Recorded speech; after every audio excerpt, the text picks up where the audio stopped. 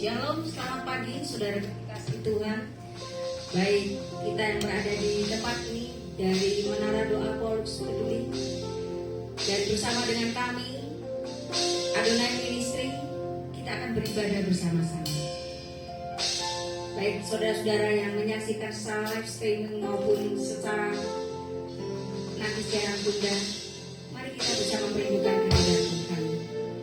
Kita mohon pimpinan Tuhan. Kita meminta dialah awan kemuliaan Tuhan turun memenuhi kita saat ini, memenuhi baitnya yang kudus, sehingga benar-benar Roh Kudus memenuhi hati kita, sehingga kita beroleh berkat pada saat kita beribadah dan setelah beribadah nanti. Kita merindukan hadirat Tuhan datang memenuhi tempat ini. Turunlah memenuhi kami.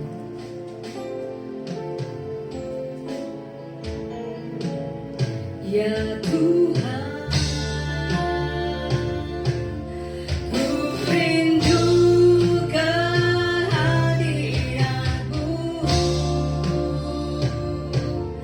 memenuhi hatiku.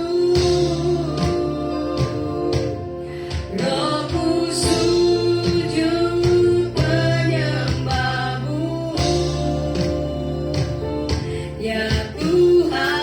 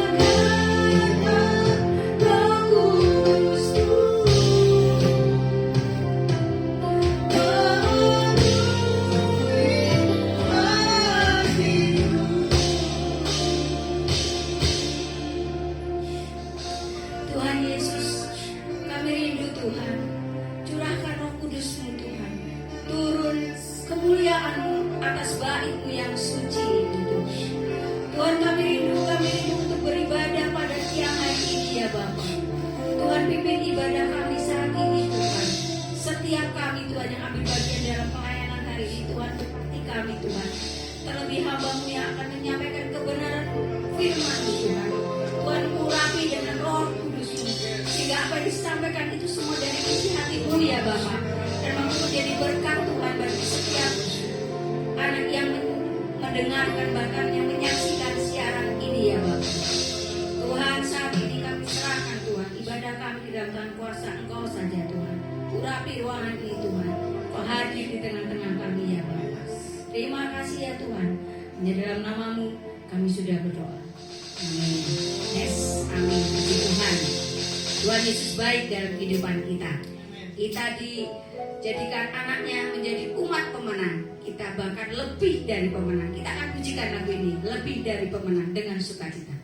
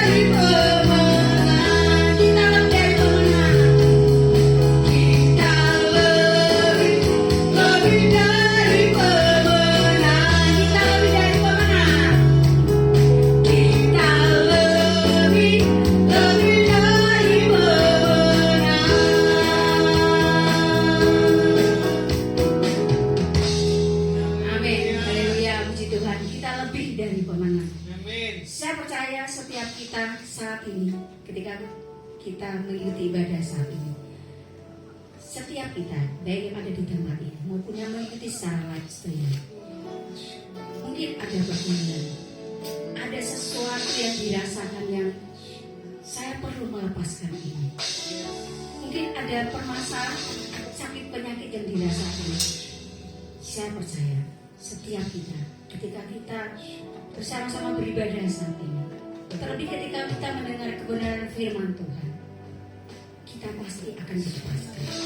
Bahkan yang sakit mengalami pemulihan, mengalami mujizat, ada penyembuhan. Karena anugerah Tuhan senantiasa tersedia buat kita. Anugerahnya senantiasa mempesona bagi kita. Mari saat ini saudaraku, kita terima anugerahnya melalui firman-Nya. Kita persiapkan hati kita. Kita persiapkan hati kita seperti tanah yang subur. Ketika firman Tuhan, benih firman Tuhan itu ditaburkan dalam hati kita, ada pertumbuhan, ada sesuatu yang berubah ke arah kebaikan. Mari kita siapkan hati kita. Kita mau mengingat karya Tuhan yang begitu besar atas kehidupan kita, yang sungguh ajaib dalam kehidupan kita.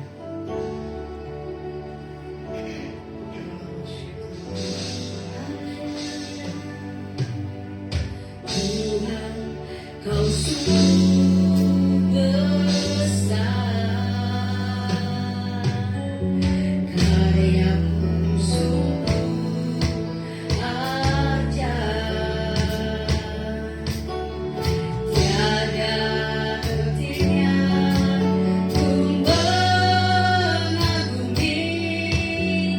sungguh Kau ajaib, Tuhan Kau besar, Tuhan Kau sungguh besar,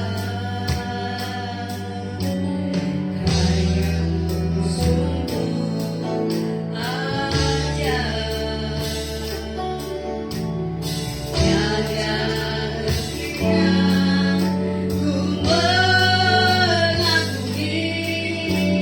sungguh Kau ajaib. Mau selalu bersyukur kepadamu, Tuhan. Anugerah-Mu mempesonaku, selalu dan selalu Kau ada untukku. Kau membuatku berharga di mata-Mu. Mari dengan segenap hati kita sungguh menyadari bahwa karya Tuhan itu besar dalam kehidupan kita. Kau sungguh besar, karya-Mu sungguh ajaib, tiada hentinya ku mengagumi, sungguh Kau ajaib.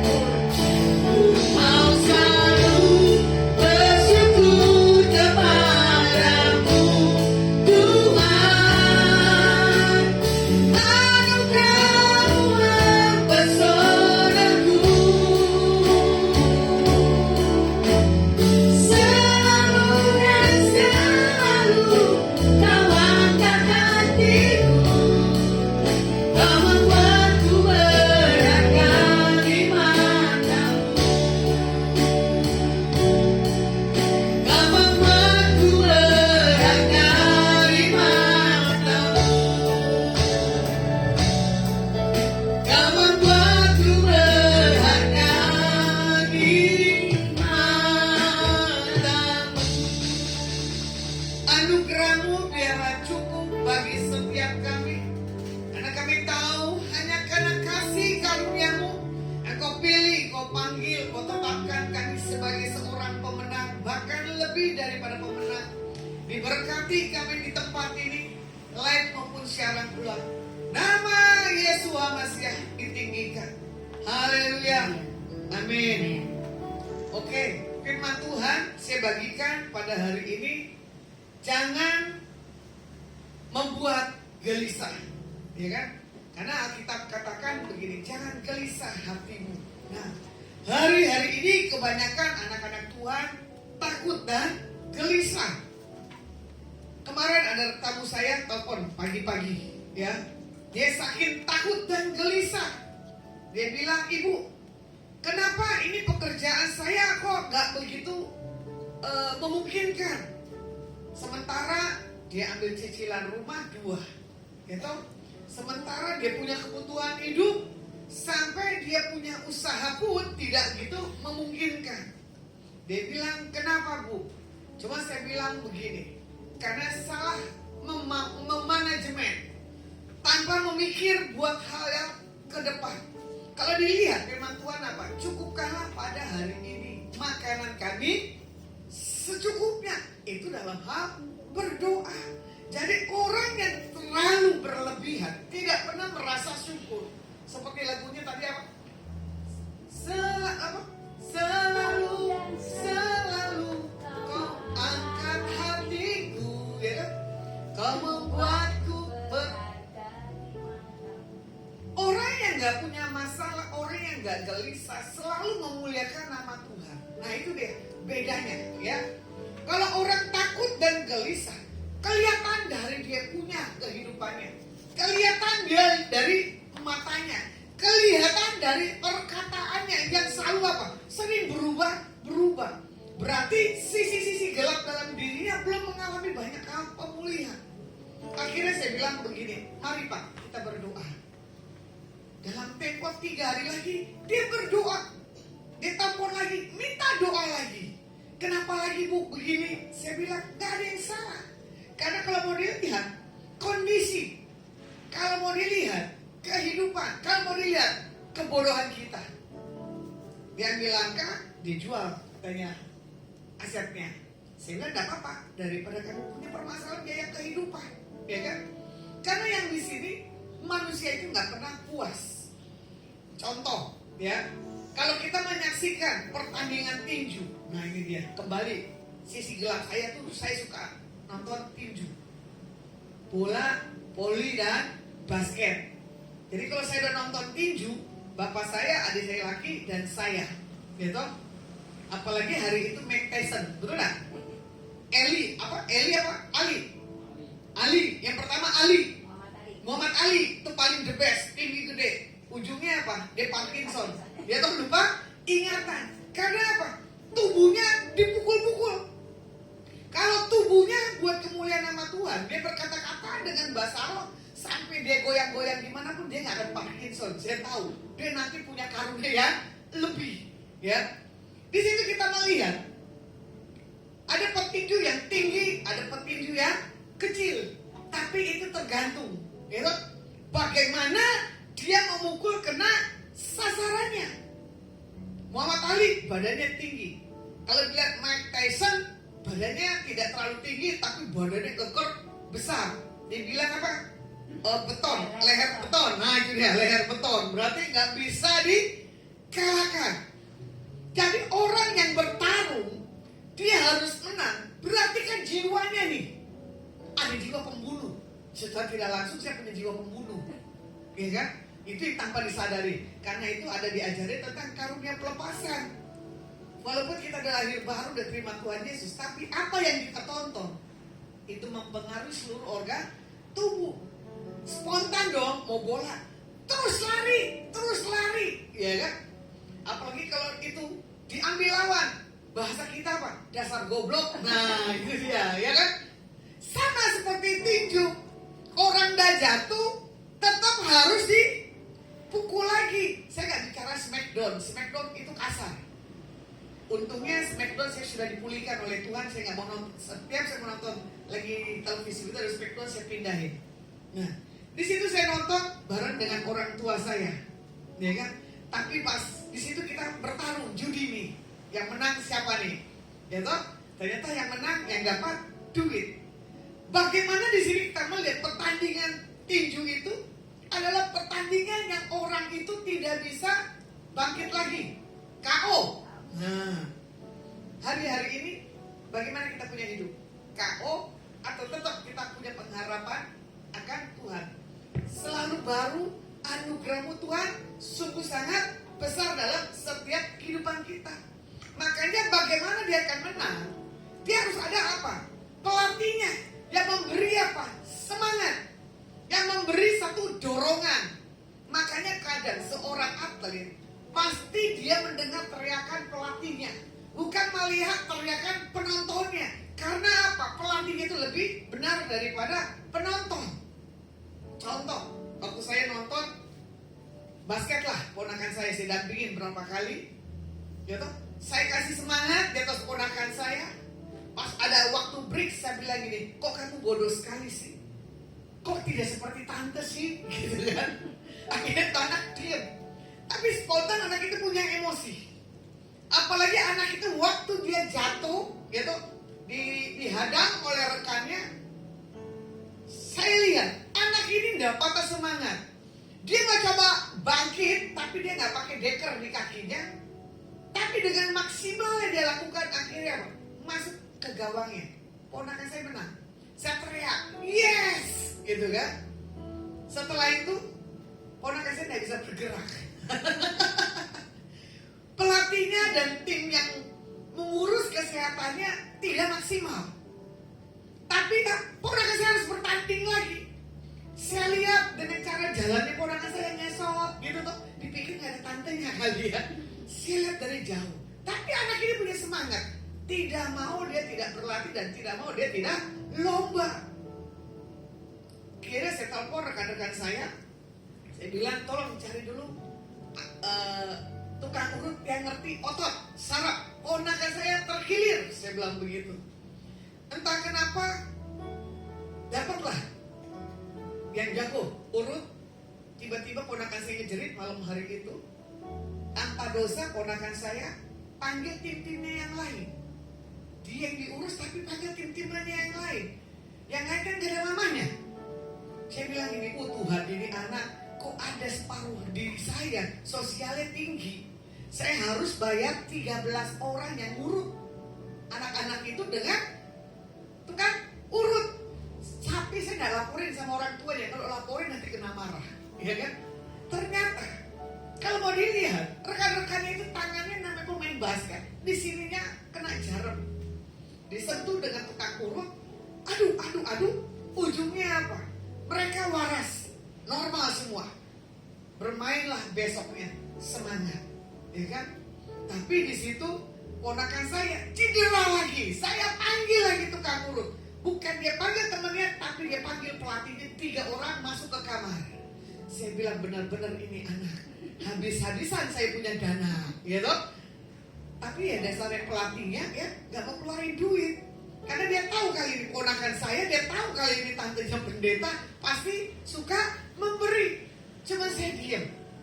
Saya bilang Tuhan ini udah habis uang sekian, besok gimana ini mau pulang, gitu toh? Sebelum pulang tapi ponakan saya dengan timnya dia main ke tempat rekreasi. Saya tanya, kamu punya uang? Enggak. Terus saya tanya, kamu mau bawa uang berapa? Ternyata bukan uang kecil yang dia minta, uangnya lumayan besar. Pulangnya saya cek lagi di hotel, kamu sisa uang berapa? Sekian. Kepala saya pusing, ini uang ini kemanain?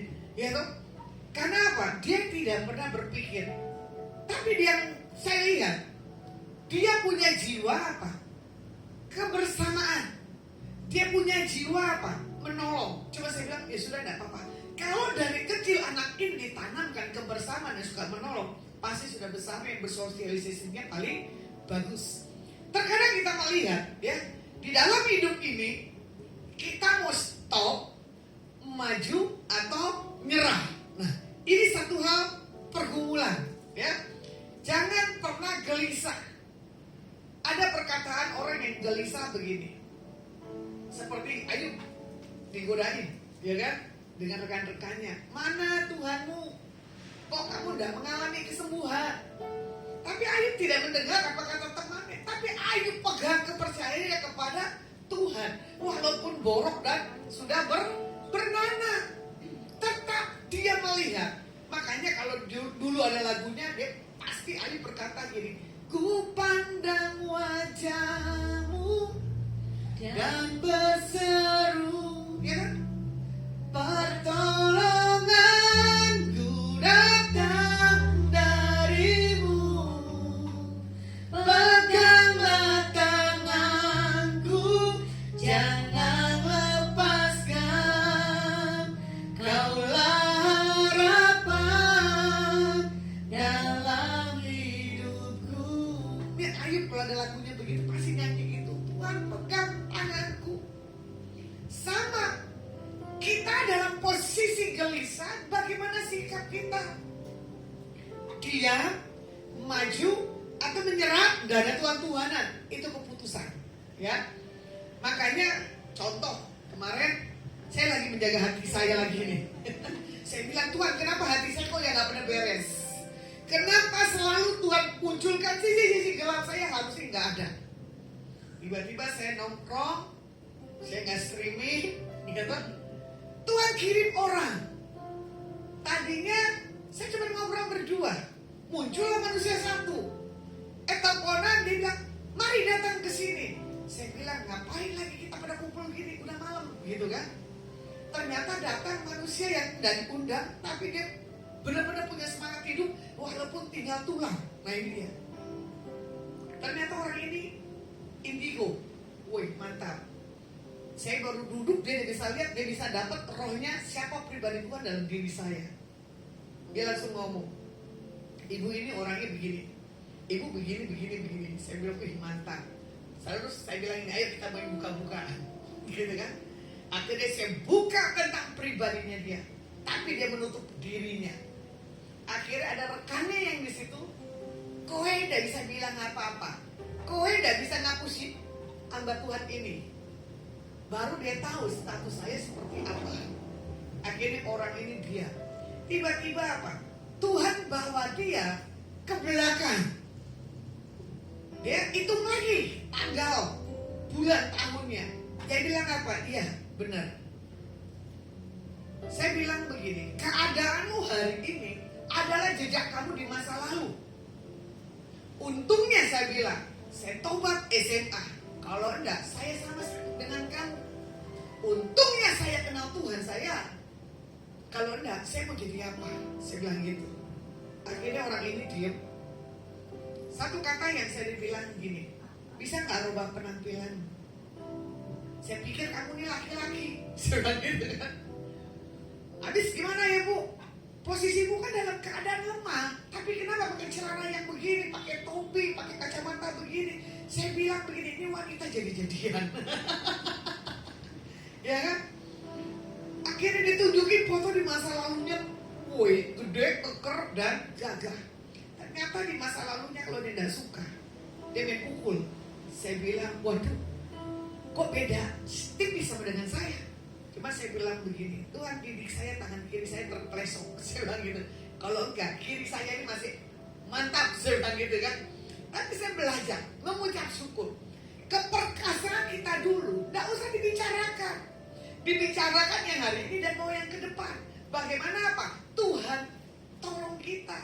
Ya, makanya kita harus bertekun di dalam Tuhan. Ada jawaban, gak ada jawaban, tetap. Ya kan? Makanya dibilang apa? Apabila ia jatuh, tak sampai tergeletak, sebab Tuhan menopang tangannya,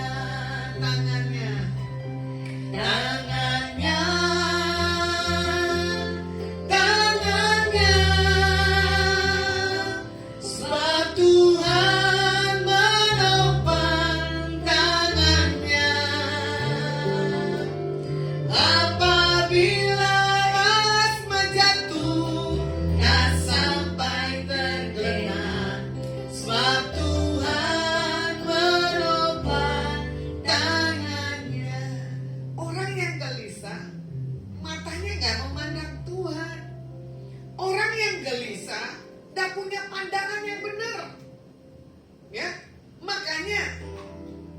bila Lasma jatuh, ya kan? Lasma nggak sampai tergeletak, 3 kali operasi, ya kan? Itu kan berarti kekalahan, kejatuhan. Tapi saya harus punya apa? Karena ada kebangkitan yang besar, ya? Karena ada pemulihan di hidup ini, karena ada kebangkitan yang besar, yang berseru kepada Yesus diselamatkan. Udah jatuh, ada kebangkitan, gak ada lagi ketakutan dan gak ada gelisah. Mengapa gelisah hatimu? Waduh, itu Alkitab katakan, ya kan? Jadi jangan takut.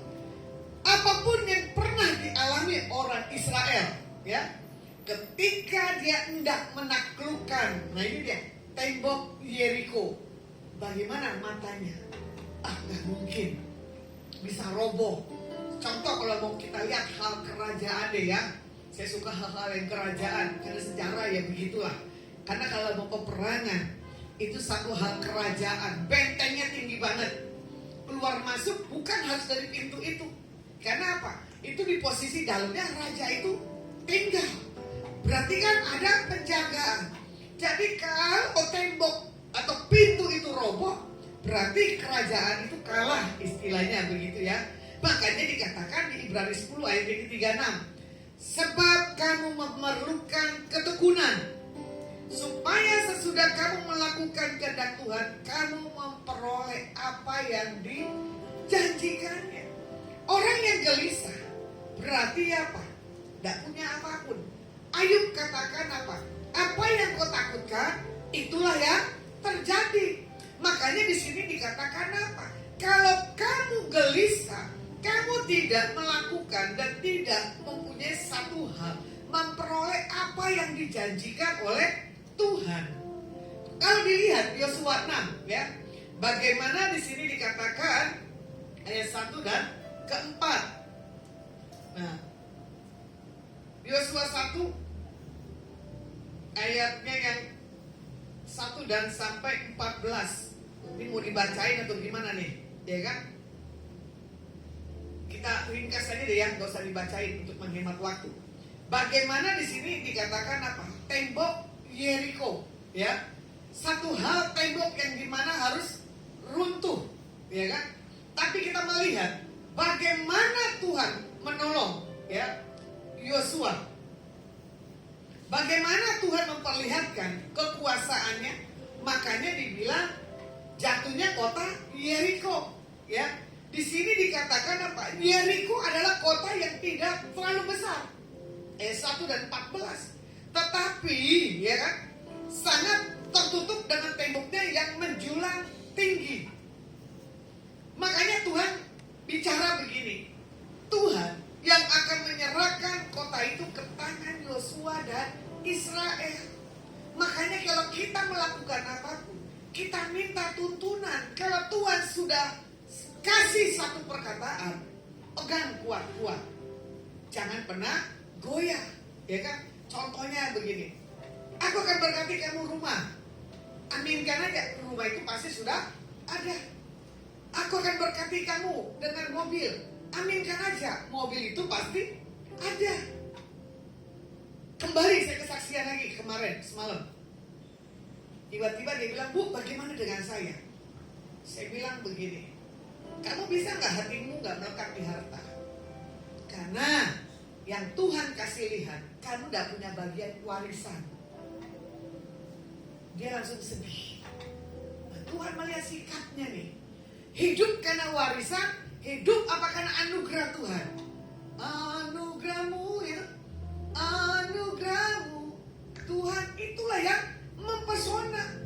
Jadi Tuhan bilang begini, jangan takut, apalagi menyerah.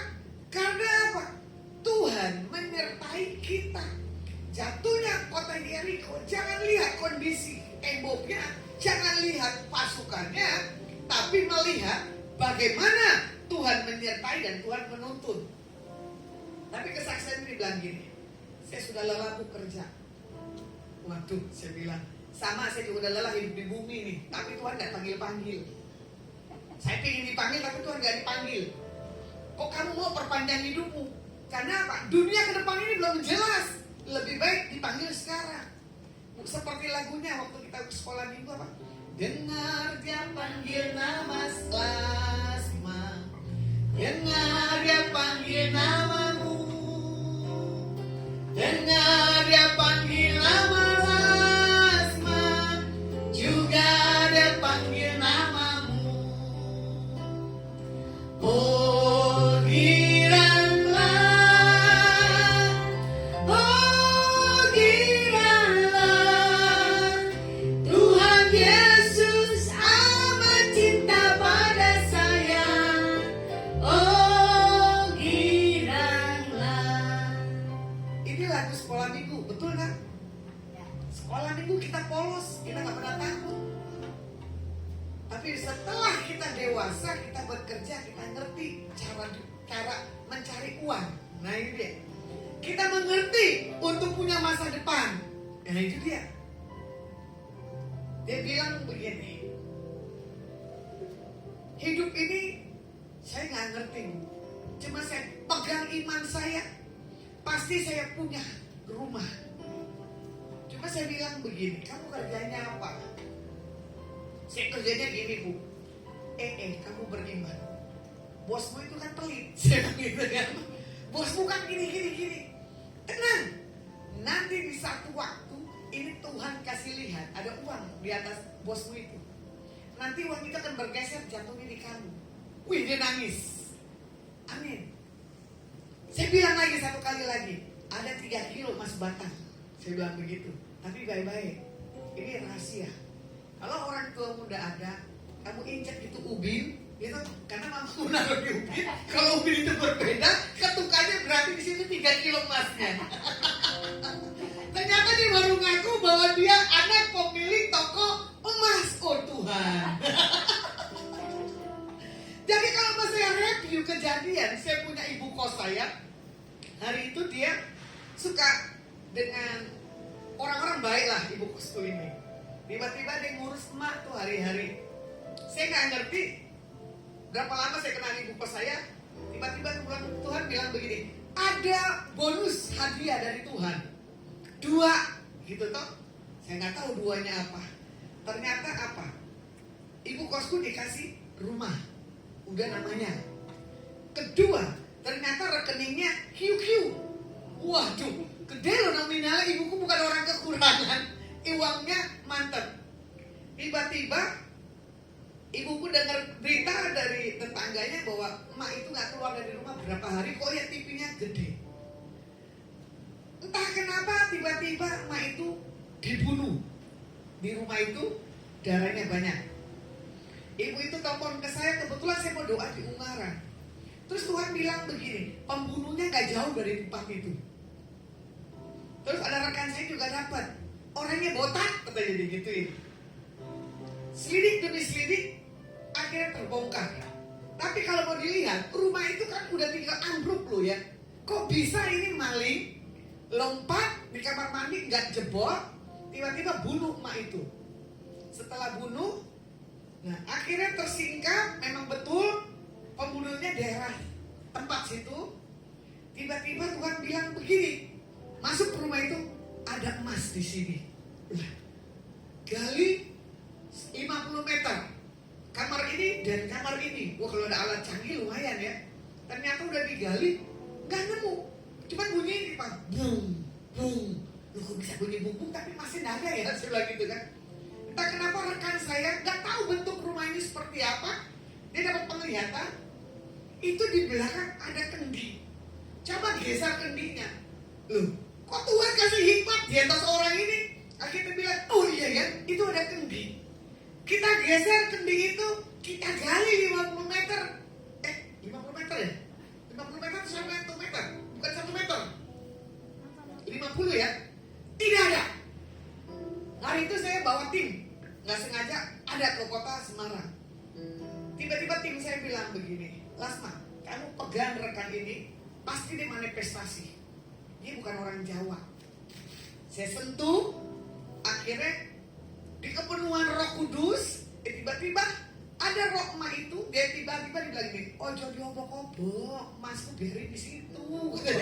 Saya tertawa, lo kok bisa? Gitu kan? Saya bilang, mak, itu emasnya taruh di mana? Eman-eman, gitu kan? Kalau salah ya, menggunakan atau yang beli tempat itu nggak tahu di situ ada emasnya. Itu kejadian bukan satu, di Madiun pun juga ada, ya kan? Di kota mana lagi saya lupa pelayanan tiba-tiba ada emas kok ya gitu kan. Di Semarang juga ada. Nah, entah kenapa, tolong besok bersihkan rumah ini yang kita kenal, jangan sampai orang luar masuk. Akhirnya ada tas koper yang besar, presiden, saya buka bahan-bahan semua masih baru-baru. Dasar hamba Tuhan ya susah ya. Ketemu cincin ngaku, bu ada cincin. Ini emas, emas dan berliannya keren banget deh bu, tuh uratnya sampai ke dalam. Saya baru ngerti berlian ada urat karena apa? Temen nge-gym saya yang ngajarin bentuk berlian. Akhirnya kita kasih, tiba-tiba uang segepok lagi ditemukan di plastik. Plastik itu mau diangkat begini udah rapuh. Nominal ada berapa puluh juta. Saya bilang kok maling tahu ya rumah kreok begini banyak uangnya. Cuma saya bilang nah ini nih, orang yang tidak menikmati hidup. Sayang, diberkati Tuhan, tapi dia tidak menggunakannya. Karena apa? Saya nggak ngerti. Jadi orang yang mengumpulkan harta hanya menganggap dan cara memakannya. Betul nggak Alkitab? Katakan. Coba kalau mau dilihat tsunami, mana kita tahu? Tiba-tiba kehantam keadaan situasi, hilang semua punya harta. Pelit juga nggak boleh, royal pun nggak boleh, tapi minta hikmat daripada Tuhan. Makanya di sini ada 3 hal ya. Bagaimana kita mengalami satu hal kegelisahan. Kadang kita gampang menyerah. Pertama, pandangan kita ini sering terhalang ya. Yosua 1 tadi ya. Yosua 6 ayat 1 dan kedua, iblis senang memanipulasi bagaimana kita mengintimidasi ya. Untuk kita jangan berperang atau berjuang, untuk melihat satu tembok yang besar, untuk kita menutupi. Nah ini dia kerjaan iblis ya kan. Pandangan kita terhalang. Nah yang kedua, bagaimana proses kita tidak terlihat. Ayat yang ke-11 dan ke-14 ya. Bagaimana tabut Tuhan mengelilingi kota itu dan mengedarinya sekali saja, lalu kembali ke tempat perkemahan. Nah kalau mau dilihat di ayat yang 13, bagaimana kita melihat sangkakala terus menerus ditiup. Nah kita melihat bagaimana di sini apa? Mengelilingi kota itu sekali saja lalu pulang ke perkemahan, dan begitulah yang dilakukan mereka 6 hari lamanya. Saat umat Israel mengelilingi tembok Yeriko di hari pertama sampai hari ke-6, dihina, dicemooh, belum roboh-roboh juga, ya kan? Makanya kadang begini, doa, mana Tuhanmu nggak jawab? Doa, belum dapat ngalamin terobosan. Yang salah siapa? Kitanya, bukannya Tuhan. Kenapa? Tuhan lihat sikap hati kita. Di saat kita dicemoohin, di saat kita dihina, bagaimana sikap hati kita? Itu pilihan, ya. Makanya kadang keadaan di keluarga, perkataan pihak keluarga, enak apa enggak? Yang cemooh orang rumah, enak apa Ot? Enak yang cemooh orang luar? Gak enak semua. Makanya ya, cemoohan itu gak enak. Sebelum dicemoohin, jangan buat gara-gara, ya. Bahkan ada perkataan orang bilang begini, nanti lasma kena buahnya. Saya bilang ya, kena buah mangga yang saya makan, kena buah anggur yang saya beli dan harus saya makan. Makanya yang kedua, progres kita lihat di ayat 11 dan 14, bagaimana kita punya sikap, ya. Bagaimana seorang atlet harus melalui latihan terus supaya apa? Dia punya satu kekuatan dalam kehidupan bodinya. Kita ulang kembali nih, kita punya presiden si gemoy, ya toh? Nanti kan 3 kali udah kalah, berani lagi mencalonkan diri. Baru di keempat dia menang. Jadi pemimpin bangsa Indonesia. Bukan hanya menang, tapi apa? Pangkatnya ditambahkan. Dulu dicoplok, sikapnya gimana. Ya, tapi orang lebih suka apa? Diangkat, dipromosikan daripada dicemooh maupun dijatuhkan. Tapi di situ saya lihat sikap Pak Prabowo waktu dicopot tetap dia hormat, tenang. Nah makanya orang gelisah, hidupnya kan nggak pernah tenang. Dia tetap hormat sama komandannya walaupun tidak mendapatkan posisinya. Waktu dikasih pun gelar bintang partai, dia tetap tenang dan diam. Jadilah kita seperti seorang tentara, ya, nggak usah pusing dengan yang lainnya. Tetap fokus kepada Tuhan. Makanya di saat menghadapi permasalahan dalam setiap kehidupan kita, kita minta Tuhan yang ganti. Kayak tadi, apabila kita jatuh, tidak sampai tergeletak. Kita lihat ya, Yosua 6, 15, 16. Nanti dibaca sendiri. Kita lihat lagi Yosua 6 ayat yang ke-20. Di situ dikatakan apa? Bersoraklah bangsa itu di saat ditiup sangkakala. Maka runtuhlah tembok itu, lalu mereka memanjat masuk ke dalam kota, langsung ke depan dan merebut kota itu. Ya, makanya rencana Tuhan selalu yang terbaik. Walau kadang prosesnya tuh gak enak, ya, serta mengalami satu hal perjalanan yang gak mudah.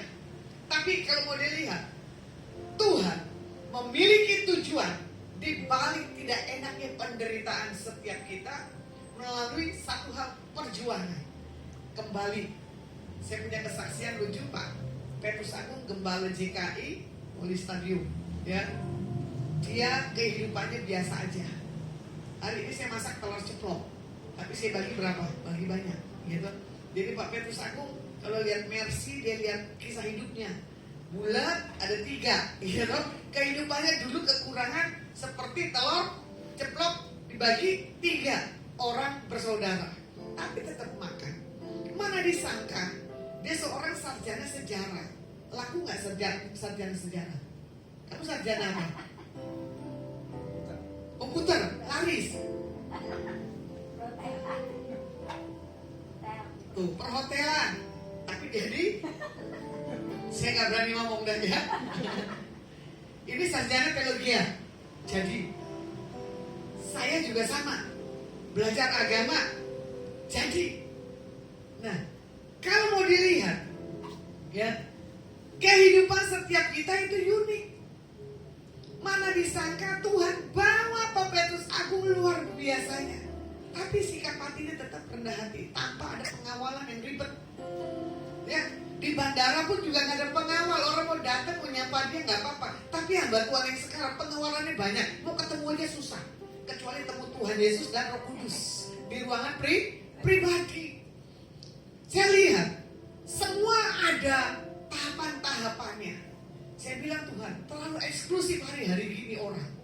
Apalagi kalau orang yang punya pangkat, apalagi orang yang punya kedudukan, apalagi orang yang punya duit, menganggap orang itu nggak ada apa-apanya. Mana kita tahu Jack Ma, ya, kehidupannya tidak diberkati Tuhan. Wajahnya secara feng shui nggak hoki, tapi luar biasa, ya.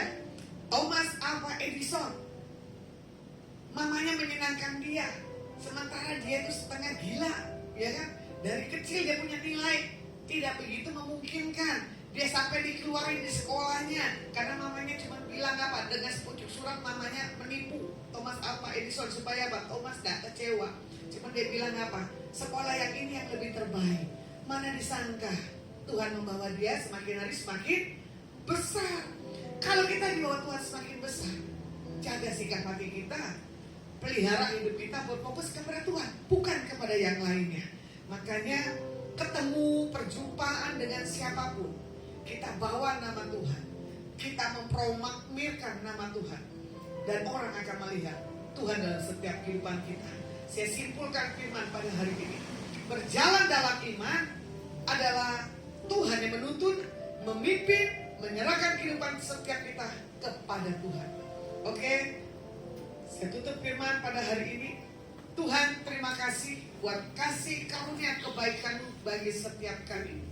Hamba-Mu selesai berbicara, Kau berkati yang di tempat ini. Kau berkati yang lain maupun siaran ulang. Diberkati Papa Sungkok Tuhan. Diberkati istri, anak, mantu, cucu, dan keluarga besar dan usaha. Diberkati bangsa kami Indonesia. Terima kasih buat pemimpin Pak Prabowo ke depannya. Tuhan jagai kesehatannya. Diberkati Gibran, istri dan anaknya. Diberkati Pak Jokowi yang mengakhiri masa jabatannya. Biar kekuatan penghiburan yang daripada Engkau selalu ada di atas Pak Jokowi. Diberkati Pak Anies. Terima kasih buat usia yang begitu lanjut, buat masih percayakan di atas Pak Anies. Diberkati keluarga besarnya. Diberkati RT, RW, lurah, camat, wali kota, gubernur, dan bupati. Diberkati para menteri. Diberkati para tentara, darat, udara, laut, dan kepolisian. Kami percaya bangsa kami ke depan akan mengalami perbedaan. Shalom turun buat Indonesia. Indonesia mengalami satu keselamatan. Indonesia mengalami satu hal pertobatan. Melalui doa serentak setiap anak-anak Tuhan. Minta belas kasih daripadamu Tuhan. Engkau sudah menjawab. Kami mengangkat tangan kami di